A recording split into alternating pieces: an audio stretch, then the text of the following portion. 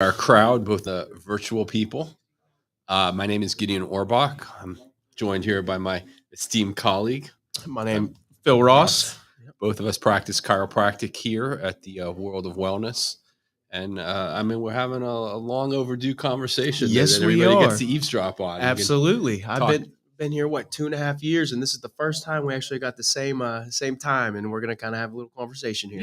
Yeah, way Yeah. long overdue. So the topic of our conversation is stretching. Yeah.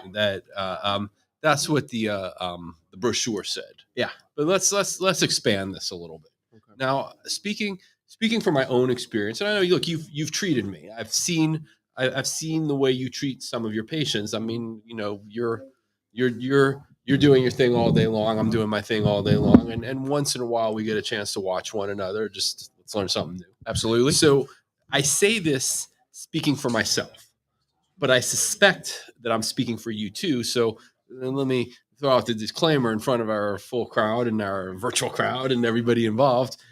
Cut me off. I mean, you speak for yourself, but until you do, I'm speaking for you too. Perfect. Okay. So I like to treat my treatment style means doing hands-on treatment for patients from head to toe.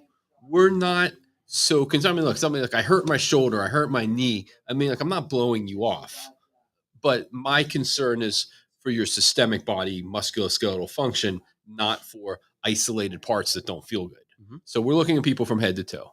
And when I make my initial evaluation of a patient, I'm thinking like there are 24 places in your body. I mean, in your multiple parts of your spine, multiple extremity joints, multiple places in each foot. There are at least 24 places where I could justify adjusting you. Absolutely. And when you think about the neurological input of a high velocity, low amplitude, hands-on chiropractic adjustment, nobody should be adjusted at 24 places. Yep. I mean, it's just I don't want anybody doing that to me. Yeah. I'm not doing that to anybody. Yes. A lot of stimulus. Right. So Yeah. let's lower that down. Let's dial that down, and let's make a distinction between what are the primary places that like this is real dysfunction, Mhm. and this is going to be symptomatic or compensatory dysfunction. Mhm. Mhm. So when I make that distinction, I like to do a lot of stretching technique with my patient population. And when the stretching technique, it's a standalone technique. It's proprioceptive neurofacilitated stretching can be explained as assisted stretching, where I'm going to take care of neurological reflexes to allow you, the patient, to stretch further than you're otherwise capable of. Yeah. Okay. Those three big words that Dr. Orbach just said, we could even just call it kind of like contract, relax, stretch. Sure, if you will, absolutely, as well. absolutely. Yeah. I mean, we could call it. I mean, the same technique has a number of different names. Correct. So let's my personal vocabulary is PNF, but we can call it strain, counter strain, or contract, relax. Yes. It's the same thing. Yes. And so I was running an errand in Shadyside the other day, and I parked my car, and as it happens, I parked right in front of a wellness center, and there's a list on the window of all the things they do, and this half a dozen different forms of therapy that I've never heard of. I don't know what it is. I mean, it sounds fancy, sounds great. Have at it.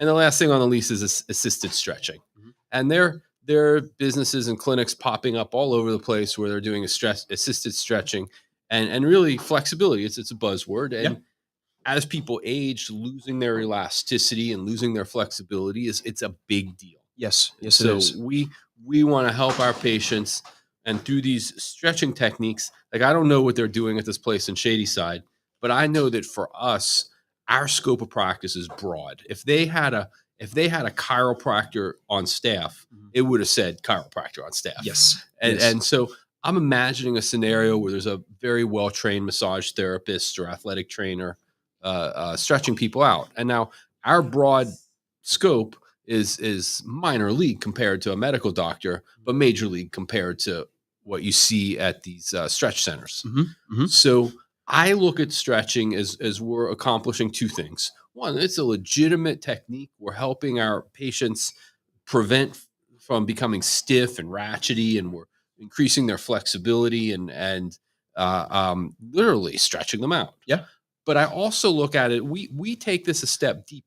That when we're doing stretching at the PNF or the strain counter strain or the contract relax, Yep.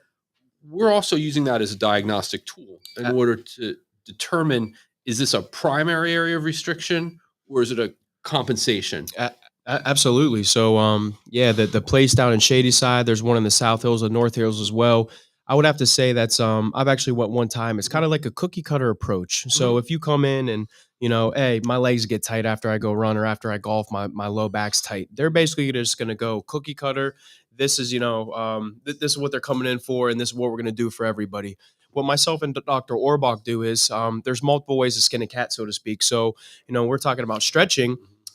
There's probably 3 or 4 different ways that you can actually isolate and treat the soft tissue of an upper trap. So if I have a patient based on their range of motion, I might treat it one way and I might treat another patient a different way. So just like what Dr. Orbach's saying, just to piggyback off of it, we kind of use it almost as a diagnostic tool to kind of see if it's coming more from like a joint or if it's actually coming more from the muscle. And just my philosophy too is obviously being a chiropractor, we're going to instill motion into a fixated segment.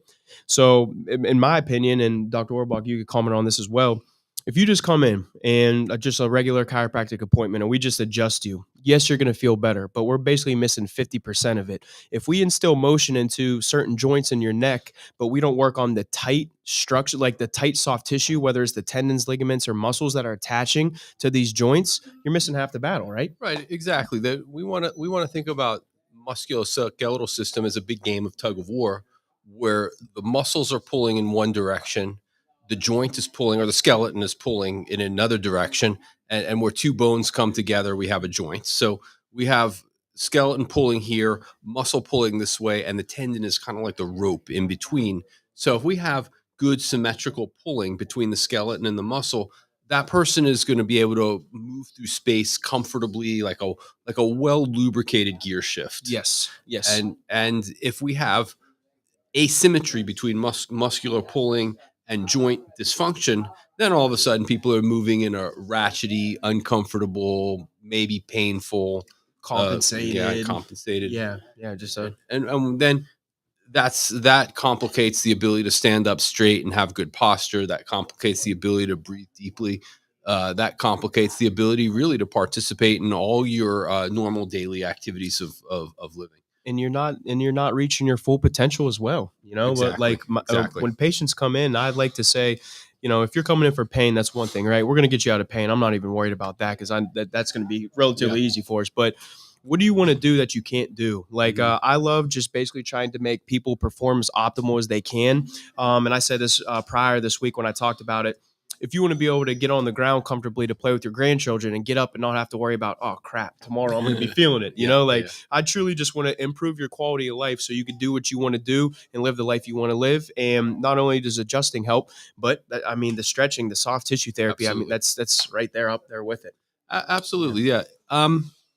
Well, to your point, I mean, when you talk about people's potential and you talk about people's function and how are we going to enhance that, and you think about, well, do you have a retirement savings account? Are you putting away money for a future? I mean, this is part of the equity that you're going to put into your body for your future, Correct. and we see, I mean, us here, but chiropractors, physical therapists, massage therapists, physicians of all specialty across the world. I mean, with aging comes a loss of strength, Yep. and it comes a loss of flexibility. And if you want to protect yourself against that loss of strength, I can't go to the gym for you. Yeah. I can't do resistance exercise for you. God knows I do enough of it for me, and I really enjoy it, and I'd like that to be contagious, and I want everybody who I encounter to take up a resistance exercise program. But I know that's not the case.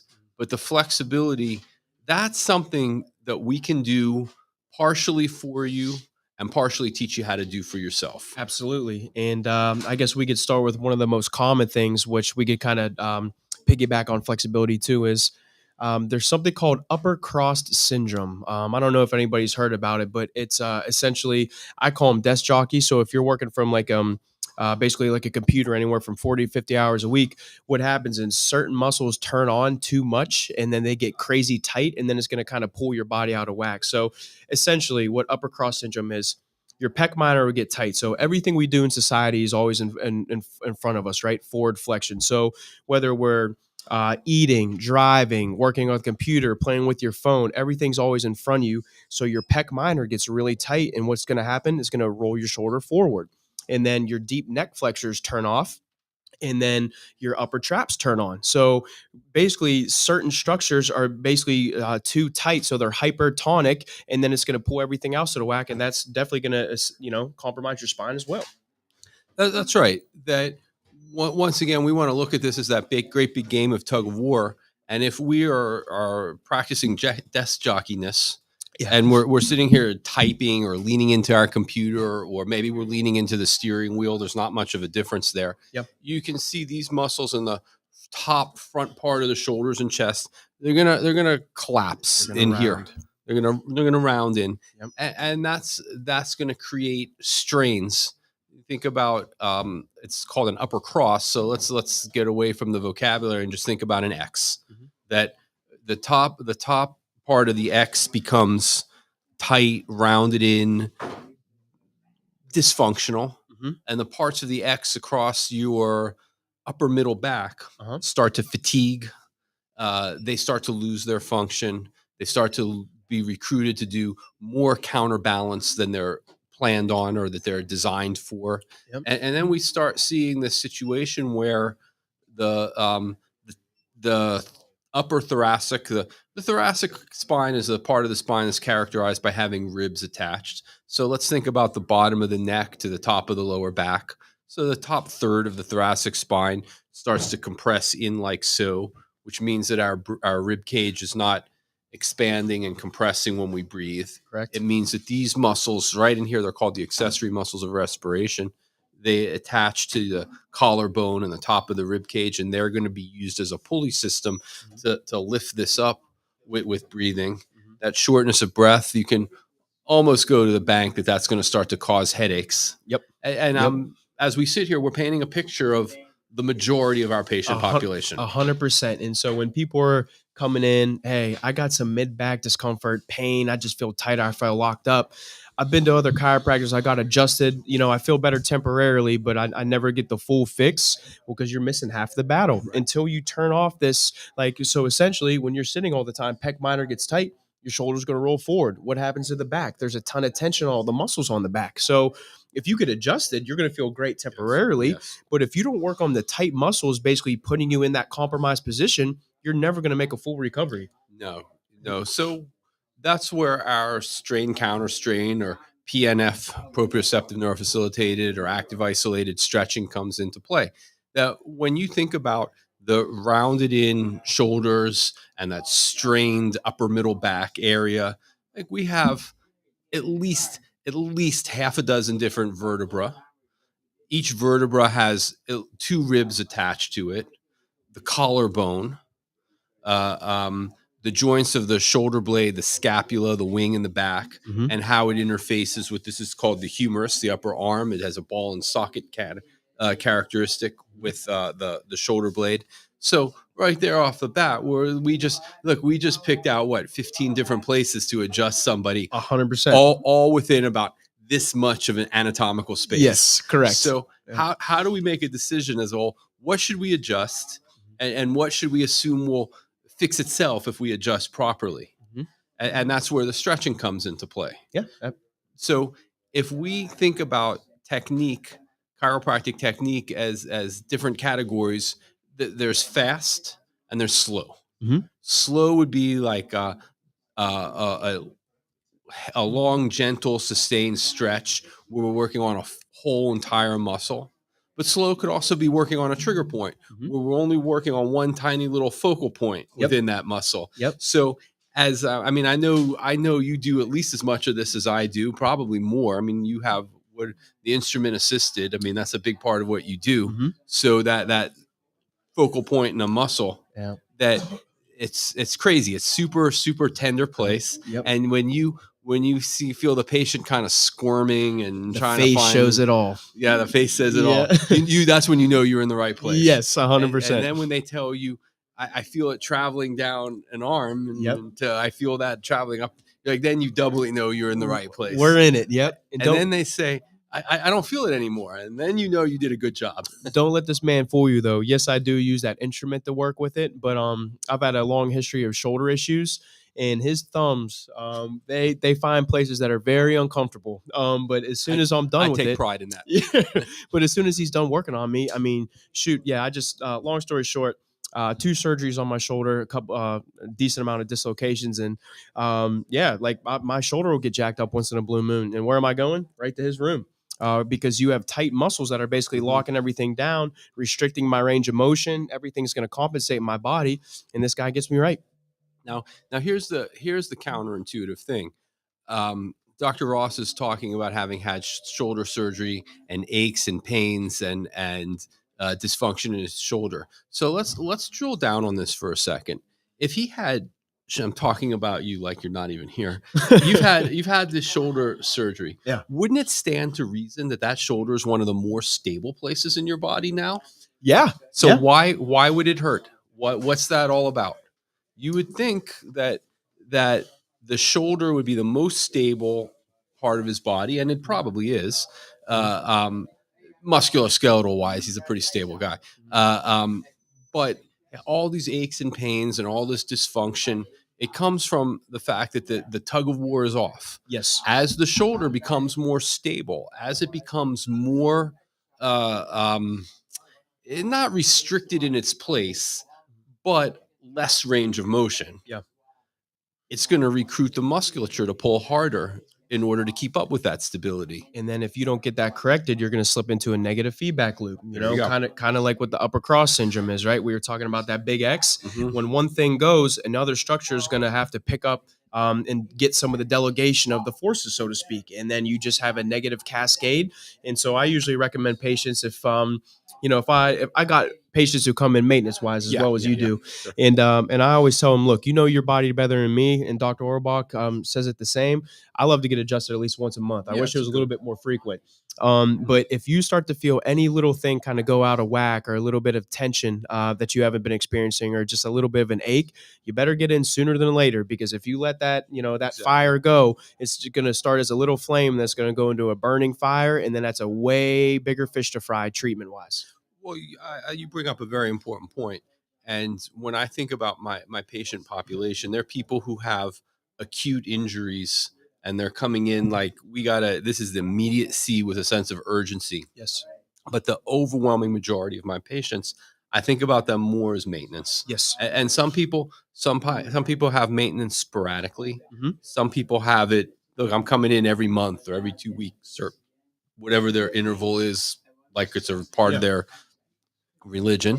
And some people come in like twice a year and call it maintenance, and that's fine. That we don't demand that people stay on treatment plans. We don't do contracts. We don't do long-term care plans. Mhm. But I joke around about like, well, I'm pressing on that trigger point or that tender tight spot, and it was traveling down the pinky finger, and then now it's not traveling anymore, and it feels so loose, and that's how I know I do a good job. Yeah. But what really, really influences me to know that I'm doing well with patients is when they don't need me to tell them when to schedule. Yes. That your body will throw out signs Correct. that maybe it's a if somebody has had an injury that never healed to 100%, it healed to 90%.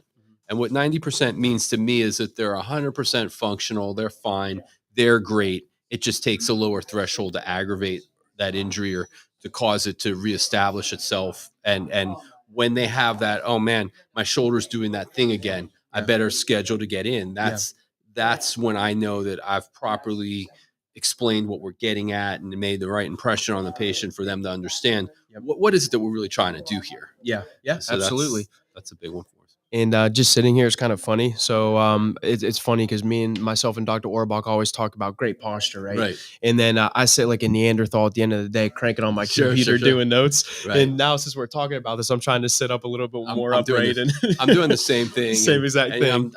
You have my attention, and the Yeah. camera has my attention, Yeah. and I'm sitting in a way that I really can't see the people in the crowd. I'm trying to glance over at them, and I see them making efforts at standing up straighter. It's a sort of a contagious thing that that, oh, we're amidst the chiropractors, let's sit up straight. Right. That's actually kind of funny. Yeah. Yeah. And then what do you think? We use our influences for good, right? for good only. And so I guess if we talked about upper cross syndrome, we might as well dive Yeah, into absolutely. lower cross, right? Absolutely, So, sure.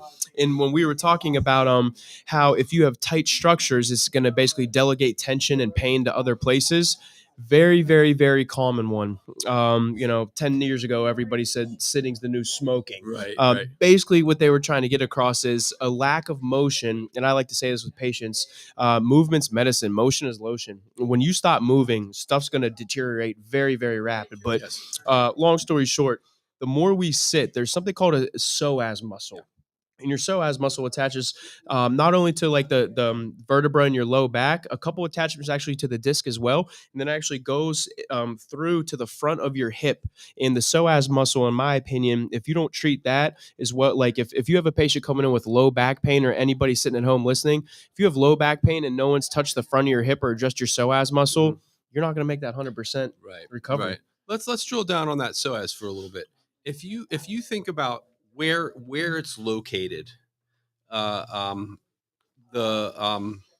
psoas start my spine. the psoas attaches to the front of the vertebra in the low part of the back, and it attaches to a little bit wide of the vertebra, so it's going to have overlapping attachment on the disc. So if we go to approximately the height of the belly button, and we take a cheese slicer and just start cutting off layers, the last muscle we get to before we get to the spine will be the psoas. Correct. Very internal, very deep. It's deep. It's not pleasant to have worked on at all. But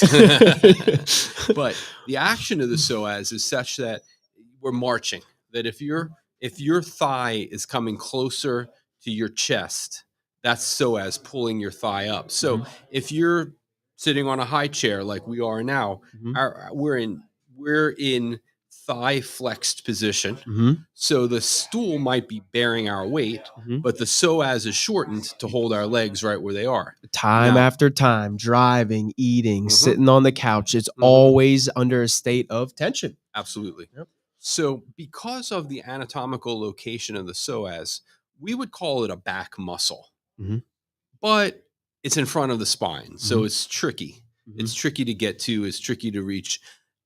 So I wonder, I have no idea how to attach a percentage to this, but I wonder what percentage of people out there complain of lower back pain, but their lower back pain is driven by tightness in one or both sides, both psoas muscles. And if we do stretching techniques, the strain counter strain, where we think about the hip being the joint where the thigh meets the pelvis, as a pendulum. So as we sit here, our pendulums have come forward. We want to stretch in such a way to bring our thigh to ratchet it back behind our body, almost like you're taking a giant step backwards. How many people would have lower back pain that, if not resolve, at least show marketable improvement simply by stretching and loosening up the psoas muscle? 1,000%, because not only is that tight psoas muscle going to be a pain generator, it's going to throw off your anatomical position. So as to piggyback off of Dr. Orbach, it attaches to the disc in the lumbar vertebra, so the bones in your low back, and then it attaches to the front of the hip. If you have a very hypertonic or tight psoas, what's actually going to happen is it is actually going to dump your pelvis the wrong way that you want it dumped, and then it's actually going to load a couple other structures in your low back. One of them, talking about lower cross syndrome, is going to be, it's called your erector spinae. Erector spinae, just very general, it's the two muscles along your spine. It's like the main spine stability muscles. Right. And they're going to take more tension. Well, the erector spinae muscle group, we can't take that lightly. If you remember back, probably in the early 2000s, there was an exhibit called The Bodies, where these that was cool. That really was. There were cadavers that had been dissected out that were traveling the country in glass cases, so that you could see the musculature, and you could see the where is part A relative to part B, and if you pain right here. Why might I think that? Why could that be kidney? But why could it also be lumbar multifidus? And Yes. look how close these structures are. And so, I mean, I know you dissected more cadavers than you want to admit to, and Yes. as did I. And that's what you do when you go through Yeah. chiropractic school. But Uh, for people who have a fascination with the human body that never took gross anatomy, yeah. what an amazing exhibit this was. Oh yeah. And when you think about the cadavers that we saw, how magnificently well and artistically well they're dissected out by probably by professional dissectors and surgeons and Yeah. anatomists, Yeah. how physically big those erector spinae muscles are, Thick. and Yeah. even on untrained, non-athletic, small people. I mean, these are big muscles. These are very big muscles. This is where we hold a lot of our muscular mass, Yep. and this is where we use these muscles to warehouse and to protect the spine, and to move the spine, and to stabilize the spine, depending on which range of motion you're in. A lot of moving So, parts. Yeah. we have the psoas muscle group in the front that's spasmed or tightened or is causing us dysfunction, and then it triggers erector spinae musculature Mm-hmm. contraction, and the erector spinae run from basically from the skull to the tailbone. Mm-hmm. So Correct. you think Yeah. about all that anatomical real estate that becomes vulnerable to aches and pains and dysfunction and tightness, and this is where we become detectives. That our it's you point to a place that hurts, and you can't treat that point. Yep. What caused this point? And just to piggyback off Dr. Orbach too, he was talking about how big of how dense that tissue is, the erector spinae muscles, and they start on something called your app. We could just say right above your tailbone, and then they actually split into three, and then attach to your skull. Yeah. Since those muscles are so big and thick, unfortunately, if you let that fire, that small fire, just oh, I felt it again, let me let it go. Oh, I felt it again, I'll let it go. If you have something going on with that erector spinae muscle, that takes a decent amount of treatments to kind of loosen that muscle up, just because how thick it is and how strong that muscle is. That's right. Yeah. That's absolutely right. And it's not a difficult muscle group for us to work on, Mm-hmm. but it's a pretty difficult muscle for somebody to stretch on their own. Yes, correct. And I think that the erector spinae group is a perfect example of where are we going to have strain, counter strain, PNF assisted stretching Yep. to work the whole muscle in and of itself at once, versus let's find the individual trigger points and work on those slow sustained holds. That goes much better for that group of muscle. And I think that's where we differentiate ourselves from, these other different places you could go and just get stretched, hey, $30 or $50 for a half an hour stretch, is because, not only are we going to do the PNF stretching, trigger point work, I like to do something called pinning and stretching. Yeah. So pinning and stretching essentially is I guess I could show you real quick with my pec minor. So we were talking about the upper cross, right? Mm-hmm. So what happens is your pec minor gets tight and it's going to roll your shoulder forward. So just if you're working from a computer, if you're doing anything, spending a lot of time working in front and that pec and your shoulders are rolling forward, very simple. You could go arm right in front. And then like Dr. Orbach was saying, you could kind of palpate, feel around where you feel, ooh, that's a spot. And so your pec's short right now, and then you're going to pin it, and then you're going to stretch it. And if you're looking at home, and if you try and do this at home and you guys sitting here right there, you feel that. Oh, yeah. You feel that. And I just think you get a little bit more bang for your buck if you're going to work on a muscle, if you do some of the things like the PNF stretching or the trigger release. We could call it pin and stretch. Yeah. We're going to have like a dance class now that everybody's going to do some pinning and stretching. Yeah. Yeah. But it truly does go a long way. And, there's so much. Okay. This is the beauty of having live presentations and people back in the building. I think we're living in a post-COVID world. Yeah. You just never know what becomes available. And we have an offer to bring in some polka music to do our dance class. There it is, right? Yeah. Yeah, but so like I guess the point we were trying to get across is it's nice to have a slow, sustained, passive stretch, right? But I just, both what myself and Dr. Orbach do is, we're gonna diagnose, we're gonna play detective, so to speak. Right.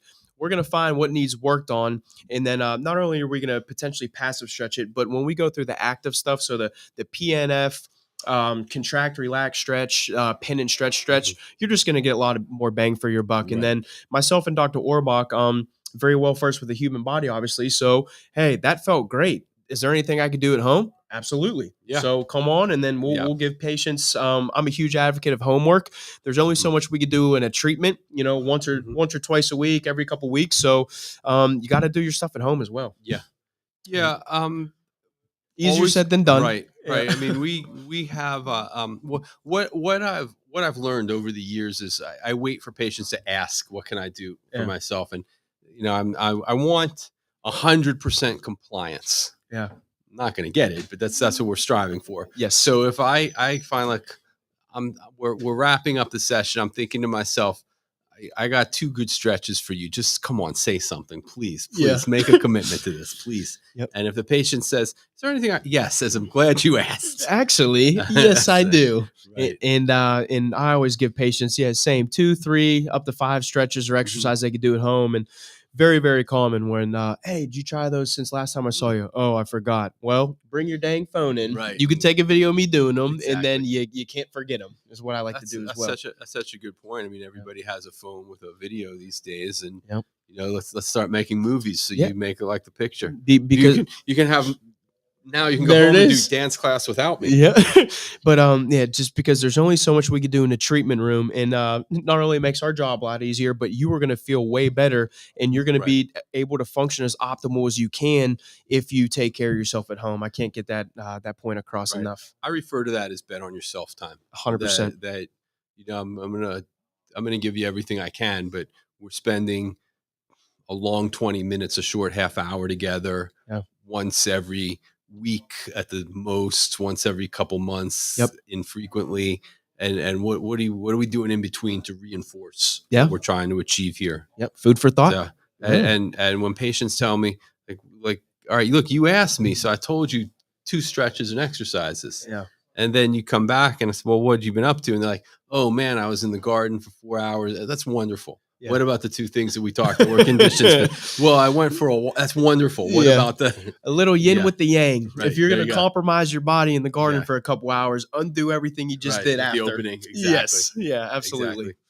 Exactly. So let's move on. Let's spend a couple minutes just showing people what this looks like. Okay. We're going to have IT savant Phil, who makes all the technology around here happen. Go maybe a little bit mobile with the camera. And why don't you do like 1 or 2 of the stretches that you do the most common, either for neck or shoulders, so that everybody can see what it looks like. And then we can switch roles. Okay. Do you want to go in a room? You want to do it right here?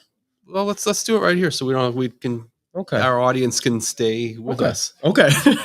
I was gonna say that was that especially for the pec muscle, that's my main one. Unfortunately, we do not have a door frame here. But you could be my door frame. Okay. So if Dr. Orbach's left shoulder is my door frame, so what I usually like to do with patients is at first we're going to do the treatment in the room, right? So I'm going to shorten their pec minor. I'm going to go with the 2 strong fingers or a heavy thumb. We're going to push down, and then you're essentially going to open all the way. So you shorten the muscle, pin the muscle back down, and then you're basically going to stretch it all the way. And it's kind of hard with, I guess that looks a lot better there. Mm-hmm. And I need to get worked on, I guess, by you soon, because that's tender.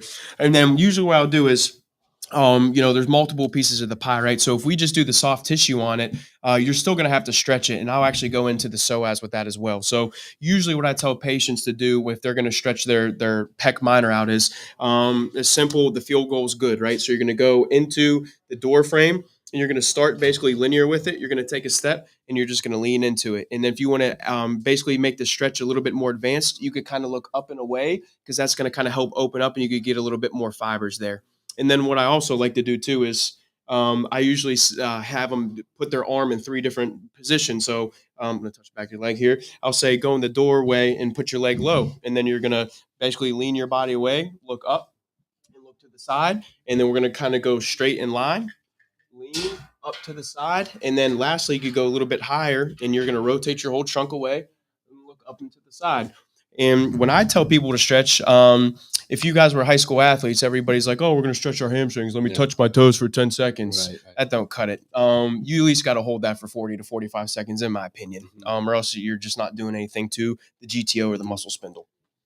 The GTO being the Golgi tendon organ. Yep. Now, why is this strain counter strain so effective? Our muscles and our tendons are in circuit. They're in a series circuit with one another. That means the load is shared equally. So the tendon has two roles. One is it's the rope between the muscle and the skeleton in our big game of tug of war. And two, the tendon is a continuous piece of the muscle with equal share of the load as the muscle develops. So the muscle has what are called muscle spindle cells and contractile proteins. So the muscle is doing this; it's contracting and expanding throughout all activity. The tendon is pretty much a fixed length. Yes. The tendon has what are called Golgi tendon organs. There are no contractile proteins, so the tendon doesn't lengthen and shorten. So when we do flexibility, when we do stretching, the muscle can stretch and stretch beyond any threshold that we can imagine. But when the tendon starts, but the tendon is going to share the load of that stretch. So when the tendon starts to fail, it's fixed length, it can't stretch any further. The tendon sends the brain a shutoff mechanism, and the stretch is over. Right? You guys all with me? Well said. Nod your heads. Nod your heads. Okay. So virtual land. Everybody's with me. Good. So then what happens is, like, if we have a neurological mechanism that tells the stretch to end, where do we get past threshold, and where are we able to take it into a therapeutic place? It's rather a static length on the stretch. So what we want to do is we want to employ a neurological trick to shut the Golgi tendon off. Correct. Okay. So if I could maybe borrow your arm for a second. Let's do it. I'm going to stretch Dr. Ross's arm back this way. This is as far as it'll go. Now, we're not going to have a test of strength here. I'm not going to pull back on it far enough to injure him. He's not going to push so far forward that I'm going to fall off balance and go flying. So we're at a point of maximum stretch and equilibrium, right? So what I want you to do with about 10% of your strength is just push into my hand. Good. Relax. Now, as he contracted, I mean, hopefully you can see this on the camera, that I was able to stretch him back a little further each time. Hopefully you can see that on the camera for those of you in virtual land as well. So as I'm stretching his arm backwards, we reach the end of range of motion. The Golgi tendon organ told the brain enough is enough. And the brain locked it all down. By contracting and moving in the opposite direction with enough strength to have muscle contraction, but not enough strength to throw me off balance or to injure himself. Anywhere from 10 to about 50% of somebody's strength is ample plenty to make the technique work. Yes. We've disabled the Golgi tendon organ, and we're enabling us to stretch back just a little bit further in that range of motion. And that's what's known as assisted stretching, proprioceptive neurofacilitated PNF stretching. Take it easy. Thank See, you so George. Yeah, and you're truly gonna get the most bang for your buck doing that. So, like, in my opinion, when you do some of the more advanced stretch techniques, that's when you're gonna actually basically get to the end range, and you're gonna actually just feel optimal as you can. Not to dog any kind of just passive, I'm going to go down, touch my toes, and stretch my hamstrings. But if Dr. Orbach does the PNF stretching with me or any kind of pin and stretching, I'm going to get way more range of motion. It's going to be better for my muscle, and it's going to take load off my spine and different extremities as well. Right. And once again, there are so many businesses and clinics and modality places and wellness centers where they're doing this PNF stretching, and they're probably doing a pretty good job of it. And it's a fantastic standalone technique. But we're looking at it as both a flexibility technique and diagnostic to determine, is there more that we can do or should do for this specific anatomical place for this joint, muscle, tendon complex. Absolutely. So I have no more questions of you. Do you have any Yeah, of me? I think I'm good. Did we How ramble about enough? you guys? Yep. Questions, comments, moral outrages, Yeah. letters to the editor, Yeah. So that virtual land. yeah, that was me and Dr. Orbach's stretching spiel. Yeah, we can Spiel. do this So again. yeah, if anybody has any questions, and maybe what we'll do for next wellness week, Yeah, maybe we'll get the camera in the room and we'll just throw a portable you could table out here if the yeah, crowd's big enough. 100%. You could hit my upper extremity, I'll hit your Yeah. lower extremity, Sounds like a plan. and then it's pretty cool because like it's really cool when you actually when you could really see it. Yeah. We'll stretch his hamstring, Yeah. and then it will only get to we'll even measure the degrees, Right. and then we're gonna PNF stretch them, and then I guarantee you're gonna get at least honestly 10 to 15% more degrees of the range of motion. And again, not only is that going to help with the muscle, it's going to help with your function. It's going to take load off your skeleton. Well, there are quite a few techniques that we do here that if you were a fly on the wall, you would say, "What just happened?" Yeah, And the person who performed the technique knows what happened, and the person who had the technique performed to them knows what happened. Yeah. But nobody else can see anything. Yeah. But this stretching technique opens it up so that if you're sitting across the room, you notice the difference in somebody's range of motion. So you guys are gonna have to tune in to the next wellness week, and we should have a table out And here. that's And what's known as a teaser, my friend. and there it is. All right. So we look forward to seeing you all at the next wellness week, and perhaps we'll see you as patients between now and then. Thank you so much for the kind.